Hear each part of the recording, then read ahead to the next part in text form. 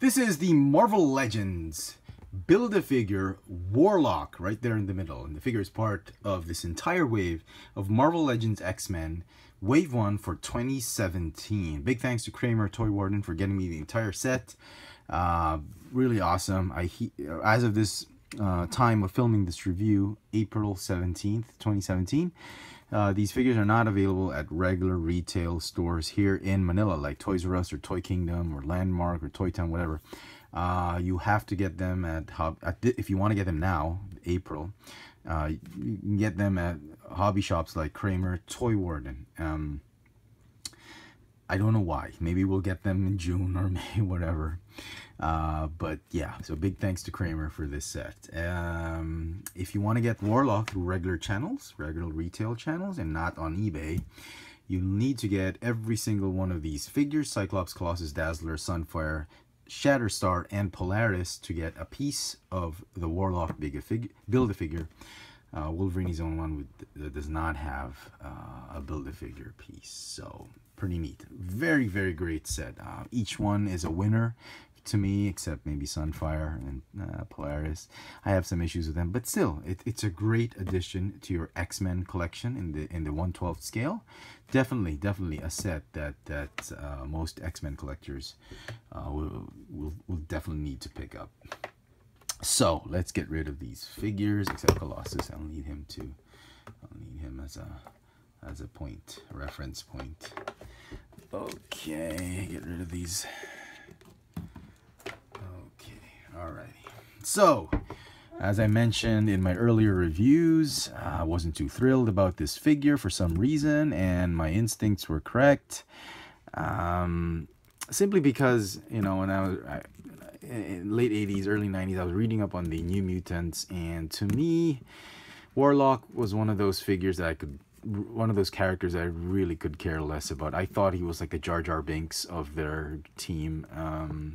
I know some people will disagree that he's a really awesome character, but I just never really had any affinity for this character. And now that Hasbro made a figure of him, I honestly could have cared less if they made a figure of him or not. He died. He got the Mpox or something like that. I don't know how he died, but he died in New Mutants.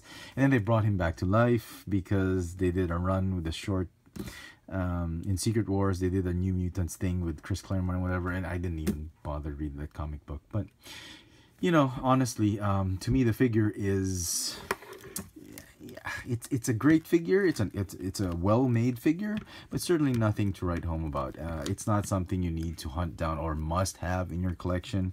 If you're a hardcore mutant, X-Men, New Mutants, X-Factor, X-Force, Excalibur, whatever, collector of action figures, then you'll definitely want to get one on your shelf. But he's not a must-have, in all honesty. Here he is with Colossus. He scales okay. He was a shapeshifter, so his size is variable. He stands from head to toe about 10 inches tall. You can see that. He looks like he's 9.5 inches tall, but he's about 9 3/4 inches tall, almost just under 10 inches tall.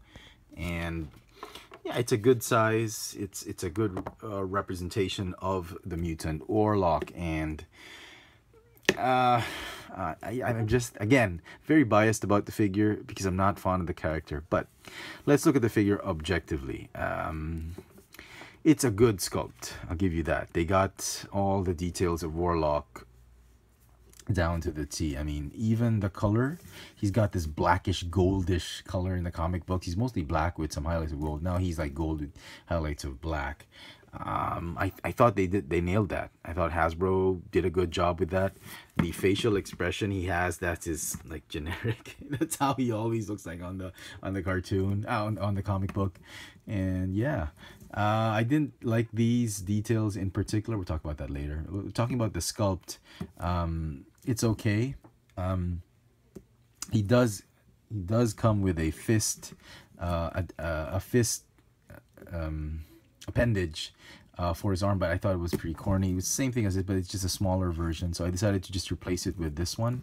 This one I thought was more true to his shape-shifting nature, so I'm going to keep it like this. on him. Maybe if I display him, it's gonna be like this, but as it is, pretty boring figure. Now he has these sorry I didn't bring the fist to show you guys, but there is a he's got these hoses that I'm not sure if they were present in the comic book. I thought they could do well without it. Maybe you can just cut it off or remove it, but they seem to be connected and super glued here, and they keep popping off, and they just really hinder articulation. So if you're trying to bend him or articulate his arms, they're really gonna pop off, and it is very, very annoying because it is ridiculously difficult to put them in place. Just snap them on, and they keep popping off. I mean, why even bother, Hasbro? Why? Oh man, it's just, I don't know why they even did this. So that's just again a minus for me for this figure. I can't even put it back on once I take it off. So yeah, anyway, so that's that. So the sculpt, I think if you just want a representation of Warlock, definitely a good sculpt. So articulation, he's got a ball jointed neck that's on a hinge. He's got this ball jointed upper torso that sort of ratchet. Yeah, it does ratchet. It can bend forward like that. It can bend backward. And when this torso was packaged, it was rotated this way. When I got him from Sunfire, I think. Or was it Polaris? I can't remember. Sunfire, I think. It was like this, so you just have to rotate it. This is the front part. That's the back part. Okay, so he's got ratcheting a ball hinge shoulder. And again, with this stupid... Damn, I hate these. I really do hate it. Bicep swivels. He's got double jointed elbows. The wrists are in ball hinges, so swivel and they go in and out. Same with the fist. I'm sorry I didn't have time to get it. He's got a ball jointed hip, thigh swivel, which is very high. Ball hinge knees that go up like that. God, I always thought it was Jar Jar Binks. Yeah, that whole New Mutants thing.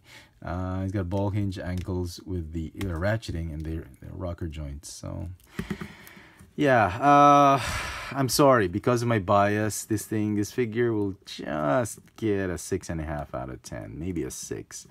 I'm just not fond of it. If I didn't need him for my X-Men shelf just to complete the shelf, I'd probably sell this one off and pass it off to a buddy. But as it is, he's a great addition to the shelf because of the mythology behind him, the backstories behind him. And sooner or later, you never know, Hasbro is going to produce Boom Boom, Richter, classic Cannonball, which actually they did, but I never got it. But they'll probably update that. A Sunspot, a more updated Sunspot. They'll probably, I don't know, Wolf's Bane. Once they start producing those figures, people are going to want this figure. And I don't want to be one of those, like, kicking myself like R2-D2 thing all over again. So I'm gonna keep him, and hopefully I did like the other New Mutants. I'm a big fan of Sunspot. I love Boom Boom.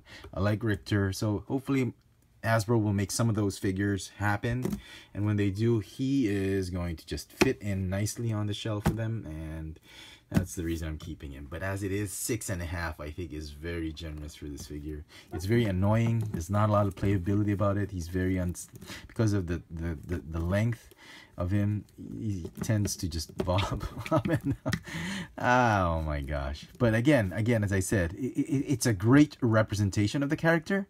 I'm just not fond of it. So there you go, folks. Hope you've enjoyed this little video review. Just put some of the other characters there just for scale. Yeah. I hope you've enjoyed this little video review. This has been the Marvel Legends X-Men for 2017 First Wave, the Build-A-Figure for the Wave, Warlock from the New Mutants. Thanks for watching.